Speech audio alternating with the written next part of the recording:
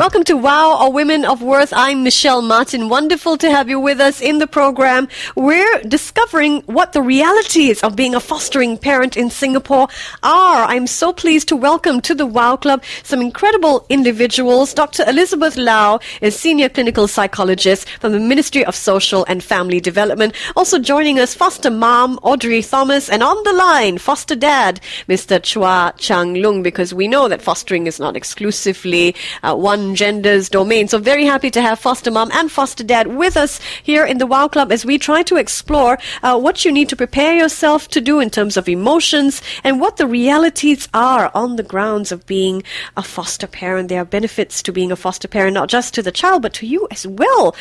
Mums and dads out there who are thinking of stepping up to the plate, this is the show. You want to stay tuned. We're going to cover just about everything that you need to know to be a foster parent in terms of the realities on the ground. So first up, I want to say welcome to my guests. Audrey, you have fostered many children.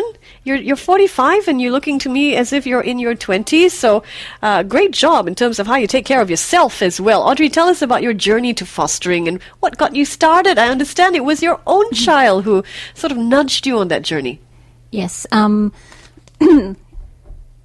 have, when my son was 6 years old, Gerald, and when he started going to preschool, I used to go down to the library and to read books. And from there, I chanced upon a poster of fostering scheme, looking for parent volunteers. Mm-hmm. And I saw a brochure and I took it back home. At that point in time, I really would like to do some voluntary work, but I did not know which direction that it would lead me to. But then you remembered Gerald's words. He was 6 years old and he asked for a little brother or sister. That's right, he did. And so I spoke to my husband, mm-hmm. and I even spoke to Gerald. And we told, after speaking to each other, we told that we want to give it a shot. Mm-hmm. So we applied for it and we mailed it. And a few days later, we received a call from an MCYS officer. Before it was known as MCYS. That was in 2004, yes. That was, yes. Now it's the Ministry of Social and Family Development. So it started with a phone call, and I understand now you're currently fostering two children, two boys. How old are they? Are you fostering two children now? I'm fostering one child. One child now? Yes, I'm fostering one child. His name is BJ, and he's 9 years old, and he has been with us since infancy. BJ is your second foster child? BJ is my third foster child. Third foster child. That's right. Okay. I've been in fostering cares mm-hmm. for 10 years already. Yes, and during that point in time, I have fostered 10 children. All right. And BJ was my third foster child. All right. Wow. And he was a premature baby. Yes, and he had a lot of medical issues.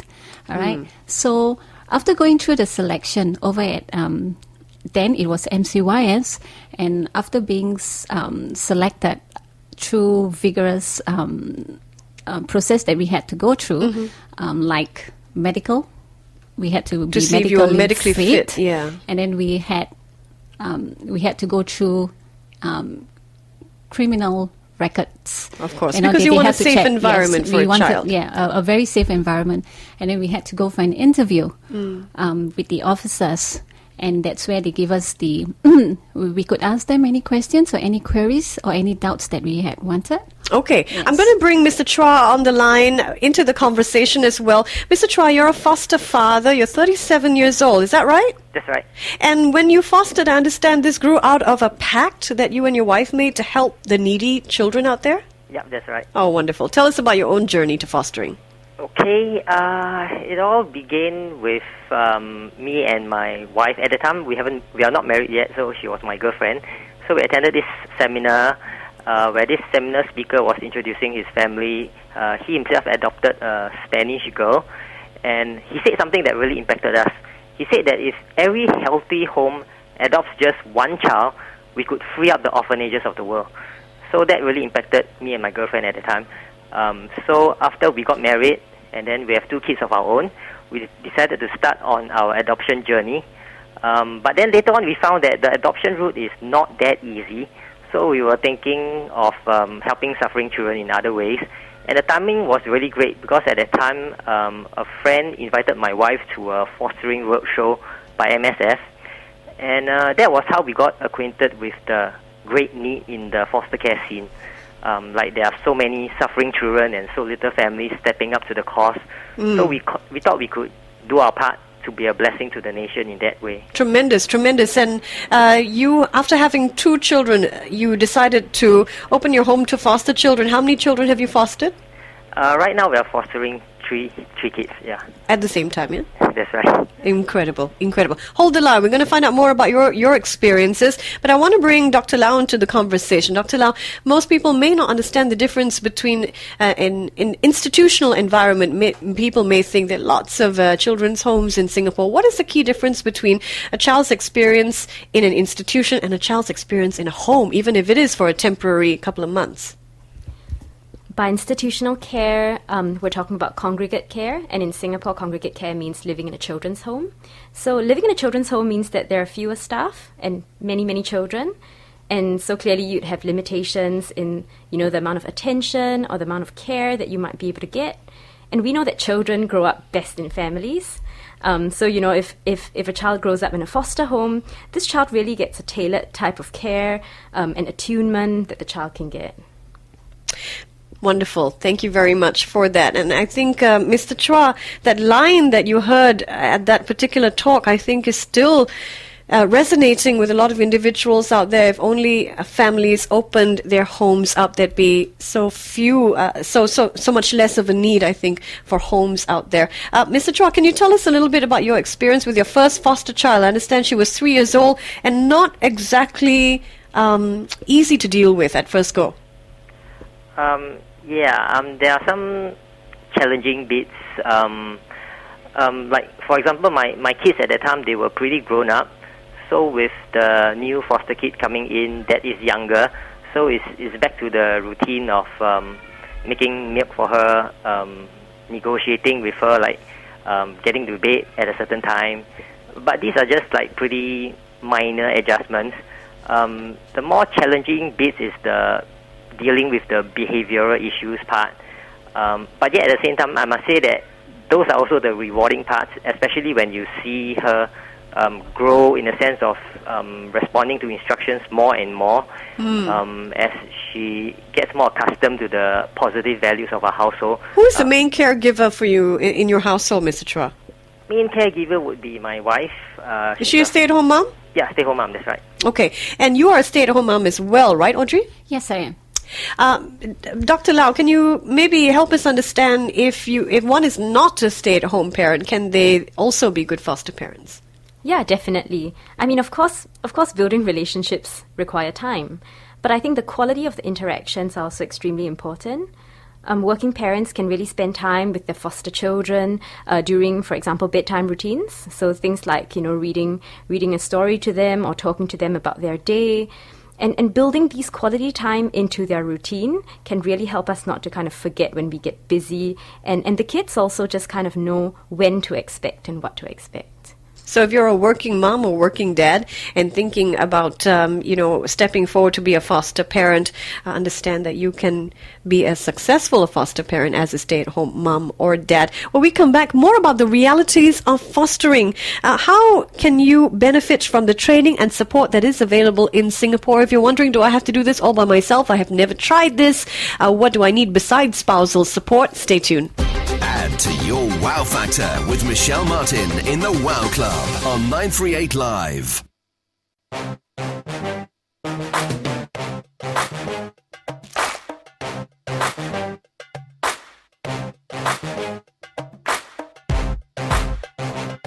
Welcome to Wow, or Women of Worth. I'm Michelle Martin. It is ideas that matter to women of worth, and if the idea of stepping forward and being a foster parent has occurred to you, but you're just not sure if you have what it takes in terms of, personal resilience or emotional resilience or training or support, well, this is the show that walks you through the lessons other individuals have learnt because they've stepped forward to be a foster mom and a foster dad. On the line is foster father Chua Chang Lung. Leung, 37 years old. He has 2 children of his own, a 7-year-old and a 5-year-old, and he is currently fostering 3 children.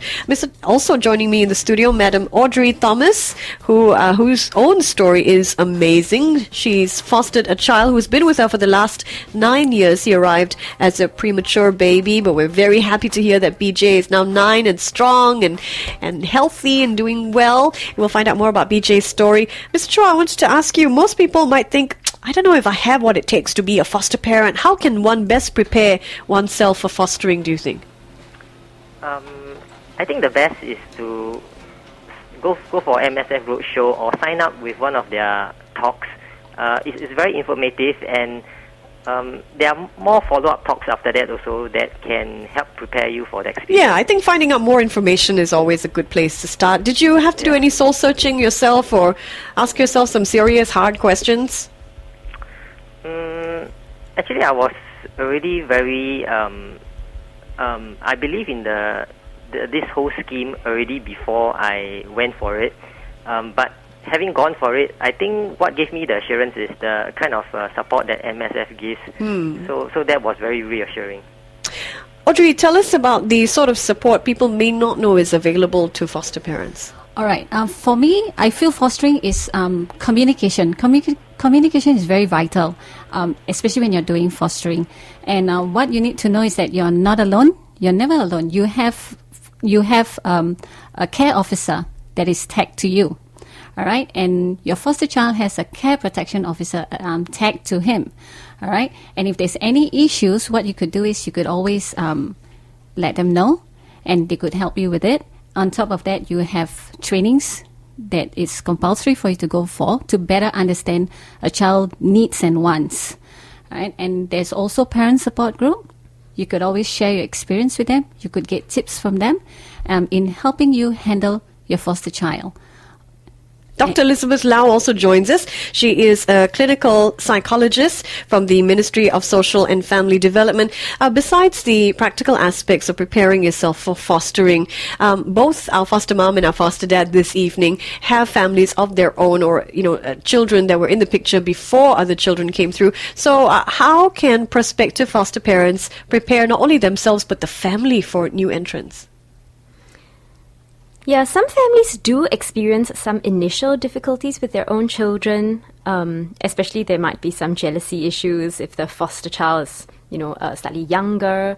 And I think the key to that is really spending adequate time with both your own child as well as the foster child, and facilitating the children actually to have fun with each other, right? Because that really helps to kind of ease the transition. And I think we find that it's really important for children to learn and understand why you as a parent decided to open up your home to other children, so that they kind of learn that, you help them develop a healthy sense of sharing rather than kind of mere sympathy for kind of like a foster child. Mr. Chua, did your own children, did you sit down and prepare them for the changes in the family before you started fostering? Well, we didn't really sit them down, but we do talk about it like in a very casual manner.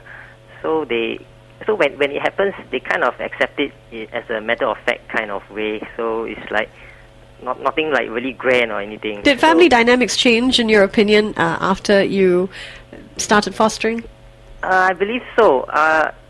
There's of course there's the usual bickering and quarreling and all that, but I think overall.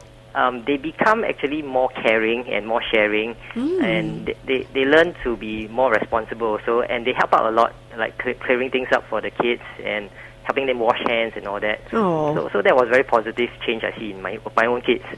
That's wonderful. Audrey, tell us about your son, and when did he first bond with one of your first foster children? Can you remember when the bonding started for him?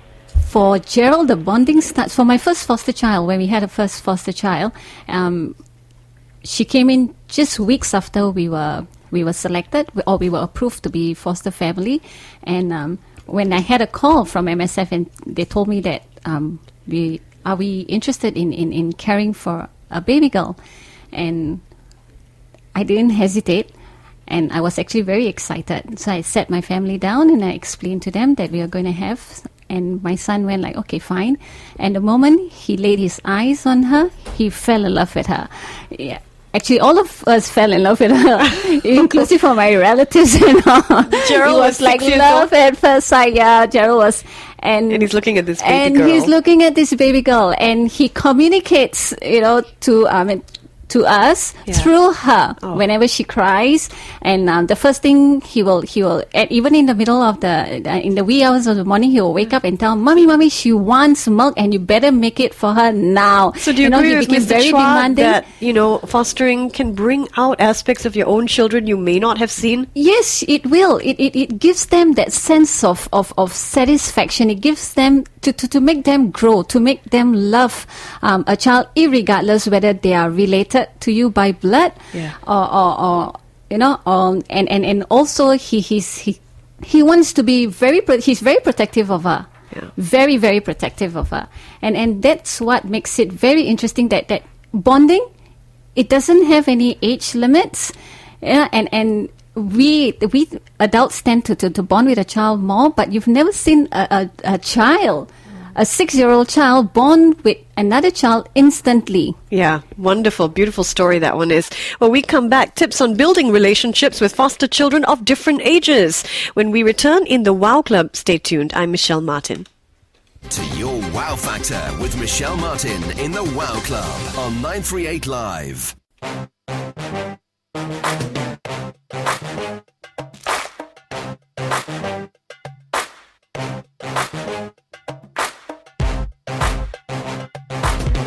You're in Wow. I'm Michelle Martin. Wow stands for Women of Worth. It is ideas that matter to women of worth. And today we're looking at the idea of stepping into the role of foster parenting here in Singapore. And joining me is Dr. Elizabeth Lau. She is a senior clinical psychologist from the Ministry of Social and Family Development. Foster mom Audrey Thomas has fostered 10 children over a decade, ranging from fostering periods of a few months to up to 9 years.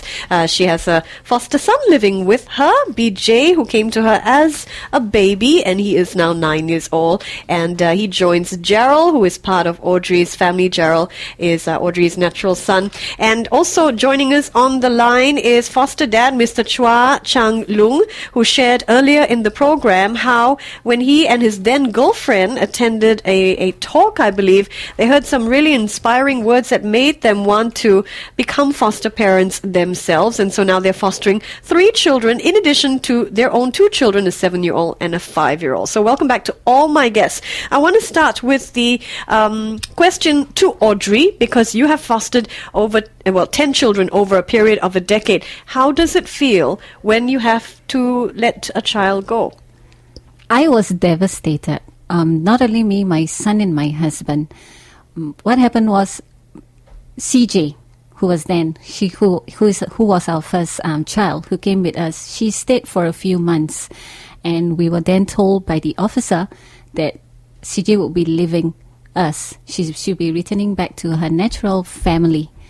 And when it was time for her to leave, it was very painful in the sense that even though we had calls from the officer prior to her leaving, and to keep us to keep preparing us for her departure, we were more concerned about Gerald at that point in time because of his closeness with CJ. What happened was when she left, we didn't want to do fostering anymore. I didn't want to do fostering anymore because it was just too painful, as CJ has become a part of our family. And instead of being very afraid for Gerald because of the loss, and he's such a young boy, we were so afraid that he would be scarred because of his closeness with CJ. Ended up, it was me and my husband who was so emotionally drained. We just refused to foster. But that didn't stop you. It didn't stop us. It's because Gerald came up to us and told us that, Mom, there are still a lot of kids out there who needs a home. And a few weeks later, when I had a call to bring in another foster child, I was quite hesitant then, but with Gerald's encouragement, we brought in another and we've been going on since. Wow, Gerald's an amazing young man. He was 6 years old when he said something to you that prompted your journey into fostering, and that was he wanted a little brother or sister. And then, your description of how he bonded so instantly with his foster sibling is very, very moving. Thank you for that. Mr. Chua, are you preparing yourself for the inevitable that comes with being a foster parent, letting go? I'm not really thinking about that yet. You're not yet, because your 3 children just arrived, I believe, in January. Yeah, was it we only this year? started this year. But this is something that you will have to cope with. How do you plan to take that? I think I'll take it as it comes. Okay, all right. Mr. Chua is reserving comment on that particular passage of being a foster parent. Can you help us out, Dr. Lau, in terms of parents wondering whether they have what it takes to let go? I ask this question because I think many people out there think I may not be able to make it as a foster parent because when they leave it will be devastating. How can you prepare yourself for the inevitable letting go? Yeah, it is actually a very confusing time for foster parents when the child that they've been taking care of is actually going home. On the one hand, they're actually happy for the child, and they're actually celebrating that the child can be finally reintegrated back to their natural family, which is probably the thing that they've always hoped for the child. But on the other hand, of course, having to deal with grief and loss on their part as a foster parent. We find that many of the foster parents report that they get hurt from the experience, but they also realize that they recover, right? And like Audrey, when they recover, they become much stronger and they find themselves ready to take on another child. Yes, because this is a hurt that you welcome willingly. That's right. You take on, and so you're prepared for it to some extent. Yes. Over time, it helps because, like what Dr. Lau has said, they are going back to their natural family, and that's where they should be. Yes, we are just providing them with a temporary home environment. Dr. Lau, Audrey mentioned that she was worried about what the impact of the separation would do for Gerald. Should parents be concerned about how their kids are going to cope with the loss? And I think Gerald has told us the answer as well. But Gerald is an amazing young man. That is true. That is true. That is so true. But maybe that's what happens when you foster kids. Like your kids actually become, they learn from you. They learn to have empathy for others, and they learn to be resilient. Yes, amazing. Any tips on building a relationship with foster children of different ages? Let's turn first to Mr. Chua. You have 3 children with you. Can you share their ages with us?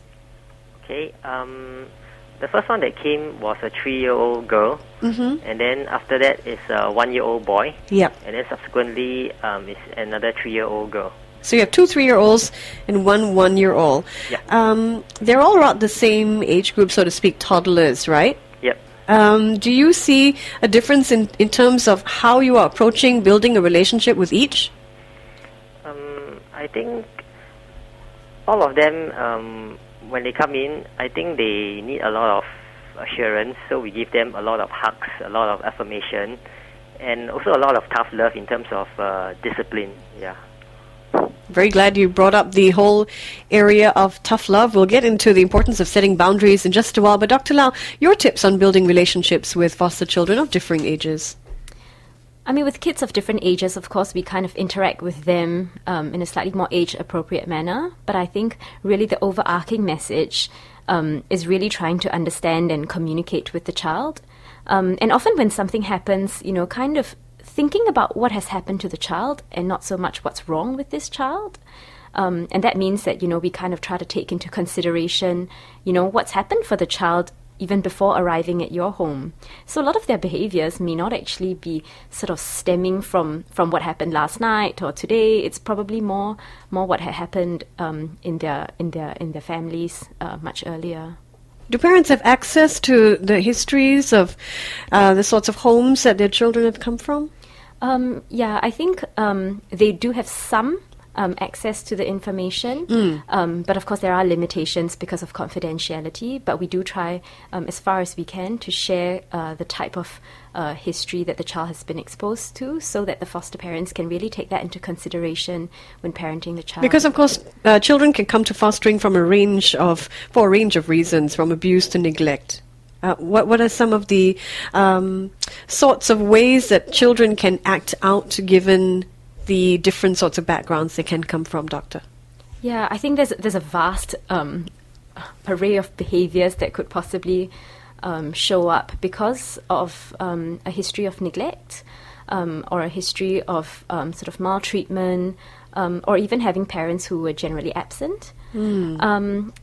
But again, I think a lot of these behaviors can be shaped and can be molded, but it takes time. And so again, when we try to understand where the child is coming from, it helps us. For example, if we know that the child has come from a background where there's been kind of like chronic neglect, for example, then we try to reassure the child about meal times, right? And we never threaten the child about taking away food from them. So we kind of take care and not to trigger some of their past memories. Yeah, I wanted to come back to you, Mr. Chua. How do you walk that line of, showing them tough love and at the same time not wanting to threaten their sense of safety, given the fact that that a lot of them could have come from environments where they did feel threatened, Well, I guess we try to treat them as fairly as possible. Like we offer the same treatment to them as our own kids, and we show them that the way we discipline you is the same way we discipline our own kids. So there's no unfair treatment here. Audrey, do your kids have chores? Do your foster children have chores? Yes, they do. They do. They do have chores, and most of them, they would volunteer to do it, and they would be very enthusiastic because it gives them some sense of security. Yeah. They have, and there are rules in our homes, yes, and each individual child has different needs. So for me, what I normally would do is I would, the first time they come into my place, what I'll do is I'll observe. Yes, I'll observe them, and I'll see what are their strengths and their weaknesses, and I'll play more on their strengths. And most of the children that comes into our home, they have very low self-esteem. So what we need is lots of motivation. They do need lots of motivation, and they do need lots of patience, lots of love. And as they go, and as each day progresses, they tend to grow confidently. Did you tell me during the break that you had a sense that one of the children really was hungry for love? Yes, he was. He, in my opinion, he lacked love, lots of it. That certain things that you do to him, like when you hold his hand or when you give him a hug, he seems to be taken aback. And how old was he? He was he was 5, and when you sit down, and children, they are very innocent. They are very unique, and they are very predictable human beings. And when you have conversations with him, he tends to tell you that, oh, my mom doesn't do this for me, or my mom doesn't do it do that for me, and that's where you fill in the role, and you do let him know, and to feel love, to that it's not necessary that just because you're in your home environment that you don't get it. You do get it in a foster home, because that's what we are here for, to give you love, to let you get settled down in a good and a secure environment. That's what we normally do. Fostering, that's what people that's have our this aim. idea, though, that fostering means that the child is yours for a period of time, but you do have access visits that you have to provide, so the child can sometimes have access to their natural parents as well, right? Yes, they do go for SS. BJ goes for SS weekly. He goes and see his parents. Yeah. And the relationship between him and his parents is also as natural as his relationship with me. Mr. Chua, are you concerned, or do your children, the foster children that you're taking care of, have access to their families as well? And is it important for you that they keep that connection? Yes, the first child that came in, she has weekly access, weekend access. Okay. And on this issue of tough love, how do you show or set boundaries for your foster children? Like I mentioned, we apply treat them the same fairly. discipline. Yeah, Do they have chores? Can you give us some examples? Oh, chores. They just need to clean up after themselves. They play toys. They pack up just like my own kids does. So these are the ground rules. Okay. Dr. Lau, why is it important to approach fostering not just from the perspective that I'm here to provide love, but I'm also here to provide boundaries? Actually, setting boundaries is part of loving your child, really. I think children actually often feel lost and even anxious when they're not kind of given appropriate boundaries. And so it means that for us, it's important and really crucial for us to set really clear parameters in which the child can really freely roam and explore. And, these appropriate boundaries actually really help the children know what behaviors are acceptable and what behaviors are safe. So really, I think the bottom line is setting clear rules and just being generous and giving love as well. You have all been amazing guests. It is absolutely time to wrap up, unfortunately, because I have many, many questions out there as well. So I'm going to give you all some information if you're listening in on how you can be a foster parent. I'll give you a number and a website in just a while. But first, I want to say big, big thank you to foster father, Mr. Chua Changlung. Thank you so much, Mr. Chua. Thank you. Thanks for being here. My thanks to Madam Audrey Thomas. What a remarkable job you're doing. Thanks, Audrey. Thank you. You're welcome. And also big thanks to Dr. Elizabeth Lau, Senior Clinical Psychologist from the Ministry of Social and Family Development. Thank you. My pleasure. And that number for you, if you can offer a child a home and encouragement for a brighter and more secure future, call the Ministry of Social and Family Development. Here's that number, 6354-8799. Their website for more information is msf.gov.sg/fostering. Thanks, everybody. This has been Wow, or Women of Worth. I'm Michelle Martin. Add to your wow factor with Michelle Martin in the Wow Club on 938 Live.